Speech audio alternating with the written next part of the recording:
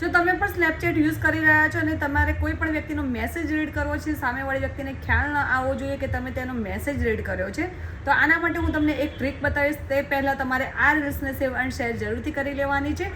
જય હિન્દ, જય ભારત. સ્વાગત છે તમારું ગુજરાત સરકારી હબ ચેનલ પર.